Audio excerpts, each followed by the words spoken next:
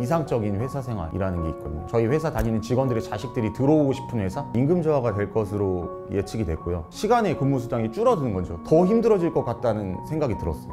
최악의 상황이 될지 모르니까 두려움이었죠. 조합이 없었으면 이걸 어떻게 해결했을까라는 생각이 들면서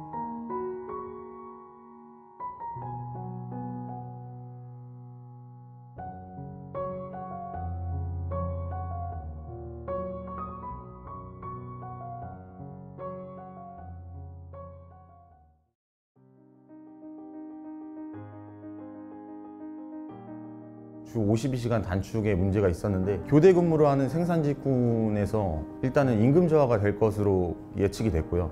그리고 일단 기업 노조가 해산이 됐어요. 저희가 요구하지 않거나 준비를 하지 않으면 좀 최악의 상황이 될 것 같다라고 생각이 돼가지고 그렇게 해서 이제 설립을 마음을 먹었습니다. 저희는 시간 외에 근무수당을 기본급하고 포함시켜야지만 급여가 올라가는 형태였는데 52시간 제도라고 제한이 되면서 이제 시간의 근무수당이 줄어드는 거죠. 탄력 근로제가 될지 선택적 근로제가 될지 또 어떻게 회사가 그런 얘기를 할지 모르니까 최악의 상황이 될지 모르니까 그거에 대한 두려움이었죠.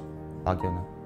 기업 노조에서는 일단은 체계가 없고 위원장 한 사람이 운영을 하다 보니까 일단은 52시간 제도에서 맞닥뜨릴 때 그런 어떤 묘안이 없었던 것 같아요. 그래서 이제 생산직군에서 알아서 하라는 그런 뉘앙스로 얘기를 해가지고 저희가 이제 이건 아니다 싶어서 노조를 다 탈퇴하게 된 거죠. 그러면서 이제 기업 노조가 해산이 됐거든요. 근데 그때 당시에 기업 노조에 있던 위원장이 노사협 대표로 돼 있었어요. 거기서 이제 3%의 임금 협상을 하겠다라는 공문이 저희한테 왔거든요. 그래가지고 그때 제가 노동조합을 만들고 있던 시기였는데 출범을 좀 앞당긴 거죠. 그걸 보류해달라고 하고 저희가 5월 설립을 했거든요. 좀 가을쯤 9월, 10월 이때쯤 출범을 하고 싶었다는 생각이 있었어요. 왜냐하면 좀 더 잘 준비해서 뭐 단체협약이나 이런 것도 더 많이 공부하고 임금 협상도 같이 들어가서 하려고 했는데 당장 이 해에 임금 인상을 하지 않으면 더 힘들어질 것 같다는 생각이 들었어요. 솔직히 조금 조합원들은 일단은 실망감이 되게 컸고요. 어느 상황에서 잘못된 건지 모르는 조합원들도 있을 거고 그 다음에 그 상황을 아시는 분들은 너무 부당하다고 생각하시는 분들도 있어서 좀 시간이 흘렀으면 우리 노동조합 만들자 이게 됐을 텐데 기업 노조가 해산을 하면서 바로 노조를 만들겠다고 제가 결심을 한 거예요.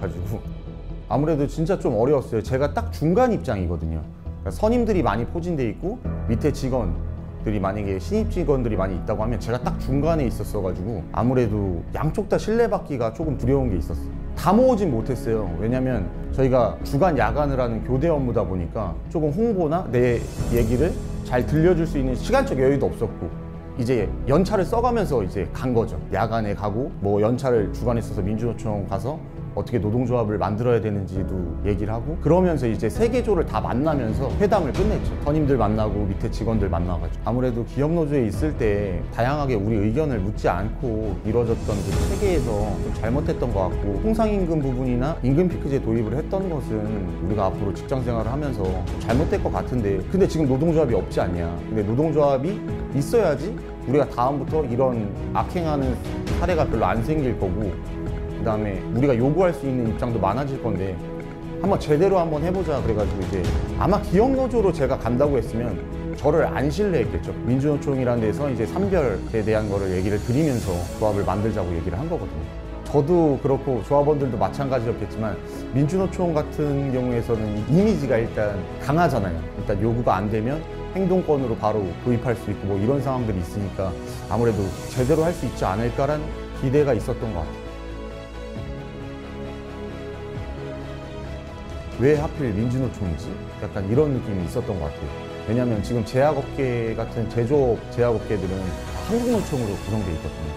근데 민주노총에 가입을 했다니까 아무래도 겁을 먹었던 것 같아요. 그렇다고 해서 막 탄압을 하거나 뭐 이러려고 하진 않았던 것 같아요. 충분히 받아들일 준비는 돼 있었던 것 같은 느낌이에요. 저도 진짜 민주노총이라고 그러면 아저씨들이 빨간 띠만 두르고 있는 분들이라고 생각했거든요. 이야기를 들어보고 교육을 좀 받다 보니까 정말 그렇지만은 않구나라는 생각이 많이 들었어요. 체계가 확실히 잡혀있고 진짜 민주적으로 운영되는 단체구나라는 생각이 많이 들었습니다.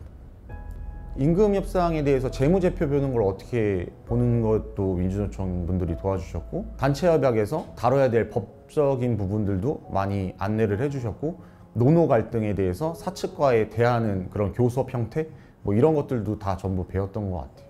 도움이 많이 됐고요. 키워드로 잡았던 게 2018년도에는 임금 피크제를 폐지하고 싶었어요. 왜냐면 그거는 뭐 나이가 들어서 이제 효율이 떨어진다 그래가지고 임금을 저하시키는 그런 정책이 정말 이해가 안 갔거든요, 아예.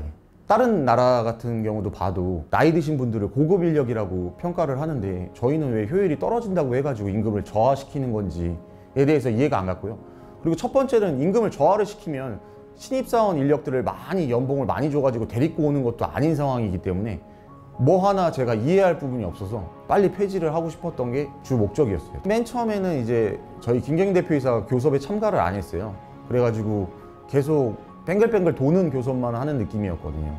답도 안 오고 뭐 이런 상황인데 저희가 피켓팅을 하기 시작했죠. 뭐 하루 정도 이제 정문에서 저희가 요구하는 걸 피켓팅을 시작했는데, 거기서 이제 김경희 대표이사가 좀 나와줬으면 좋겠다, 나의 얘기를 들어줬으면 좋겠다 요청을 한 거죠. 김경희 대표이사가 와가지고 이제 얘기가 좀 진전이 되고 있었던 상황이에요. 일단 임금 부분에서 18년도에 정액 27만 원을 올렸어요. 거기서 일단은 최고 만족을 했던 것 같고, 이제 단체 협약이라는 게 생기면서 저희가 기준이 생긴 거잖아요. 사측하고 노측이 이런 걸 잘 지키면서 이행을 하자. 그러니까 이제 조합원들도 아, 내가 당당하게 이걸 보고 이야기할 수 있겠구나, 사측에. 뭐 이런 것들이 생겨서 아마 만족도가 많이 되지 않았을까 생각이 들거든요.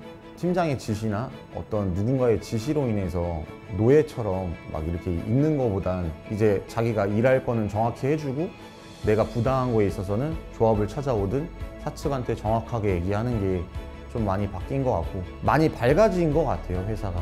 정말 사소한 이야기까지 많이들 해주세요. 내가 이번에 생산 품목이 없어서 이쪽으로 지원을 가게 됐는데 어떻게 하면 됩니까? 라든지, 내가 이번에 밖에서 사고를 좀 당했는데 어떻게 좀 처리를 하면 좋겠는지, 상당히 여러 가지 복합적으로 질문들을 많이 해주시는 것 같아요. 조합이 없었으면 이 사람들은 또 누군가에게 얘기를 했을까? 조합이 없었으면 이걸 어떻게 해결했을까라는 생각이 들면서 모몽고대지만 좀 잘 됐다, 이런 생각이 듭니다.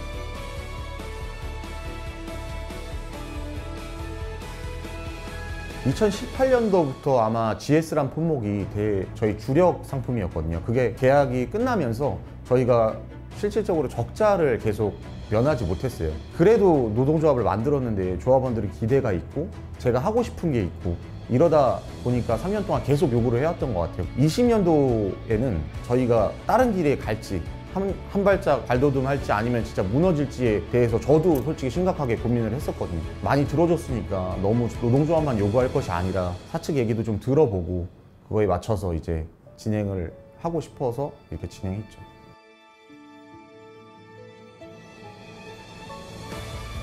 조금 더 많은 관심이 필요하다고 생각을 합니다. 왜냐하면 저희가 한번 실패를 해봤기 때문에 그 실패를 좀 기억했으면 좋겠어요. 노동조합이 한번 없어졌었던 상황이 있었기 때문에 그게 왜 없어졌는지 조합원들이 기억을 해줬으면 좋겠고, 거기에는 무관심이 좀 전 있다고 보거든요. 절대 무관심하면 안 되고 사소한 거 하나라도 관심을 가져서 소통해서 회사 다니는데 행복한 회사 생활을 했으면 좋겠는 게 조합원들한테 해주고 싶은 얘기입니다.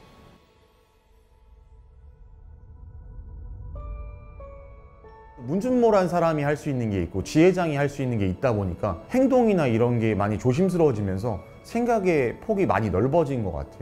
행동이 조심스럽다 보니까 이야기할 때도 몇 번 좀 생각을 해야 되고, 이렇게 감정적인 게 많이 없어진 것 같아요. 몰랐던 부분들도 많이 좀 배워가는 부분이 있는 것 같고, 노동조합을 했다는 게 조합도 물론 좋아졌지만 제가 더 좋아진 것 같은 느낌이 많이 듭니다.